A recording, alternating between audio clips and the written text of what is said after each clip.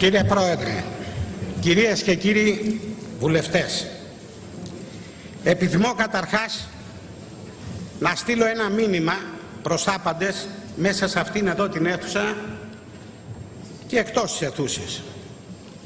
Η Χρυσή Αυγή είναι εδώ, όσο και αν αυτό της αρεστεί κάποιους, επειδή αυτό εθέλησε ο ελληνικός λαός. 426.000 Έλληνες και Ελληνίδες. Τι είναι αυτά που ακούμε σήμερα εδώ? Ακούμε από ανθρώπους, από μια επιχείρηση κατ' ουσίαν, που έπαιρνε σκληρό συνάλλαγμα επί δεκαετίες από τη Σοβιετική Ένωση. Δεν έπαιρνε ρούβλια, δολάρια έπαιρνε. Και ο εισαγγελέας της Μόσχας ακόμα ψάχνει τα λεφτά. Ακούμε λοιπόν από τους εκπροσώπους μιας αιματηρής ιδεολογίας να αναφέρονται μέσα εδώ, στη Χρυσή Αυγή, και να πιάνουν, με ποιο δικαίωμα θα έλεγα, στο στόμα τους τη Χρυσή Αυγή, οι επιχειρηματίες του ΚΚΕ, αυτοί οι οποίοι πετάνε στο δρόμο εργαζομένους του ριζοσπάστη, εργαζομένους του 902. Αυτούς τους εργαζομένους τους χάσατε για πάντα. Θα είναι συντόμως και είναι ήδη αρκετοί από αυτούς στη Χρυσή Αυγή. Αυτό σας πονάει. Γιατί η Χρυσή Αυγή είναι ο εκφραστής πραγματικά των λαϊκών αισθημάτων. Αυτό που ποτέ δεν ήσασταν εσείς. Ήσασταν ο εκφραστής της μαμάς Μόσχας. Πάντα. Κυρίες και κύριοι, τη στιγμή αυτή που ομιλούμε έχουμε κατ' ουσίαν πόλεμο. Πόλεμο χωρίς όπλα, αλλά πόλεμο με πεσόντες. Πόλεμο με δυστυχία, με καταστροφές, με παράπλευρες απώλειες. Πραγματοποιείται μια βιαία μετάλλαξη της ελληνικής κοινωνίας.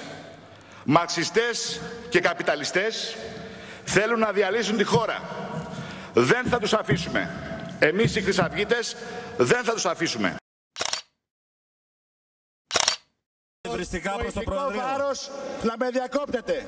Γιατί ήσασταν και σας πήρε από το γιακά ο Τάκης ο Μιχαλόλιας, δικηγόρος υπεράσπισης αστυνομικού που τα έπαιρνε από τους Πακιστανούς, και σας λέει ο Τάκης ο Μιχαλόλιας, για 5.000 μάλιστα του είπατε, και σας λέει ο Τάκης ο Μιχαλόλιας, ρε Καραγκιόζη τι κάνεις, και του λες Τάκη μου για το μεροκάματο, αυτοί είστε, άθλοι είστε. Λοιπόν, γράφουμε στα τελευταία των υποδημάτων μας το λαθρονόμο σας, αυτόν τον παράνομο αντισυνταγματικό νόμο. Αυτόν τον νόμο εμείς τον σχίζουμε. Πάρτε τον. Όχι, δεν μένουμε Ευρώπη. Είμαστε η Ευρώπη. Η Ευρώπη είναι ελληνική και όχι η Ελλάδα ευρωπαϊκή.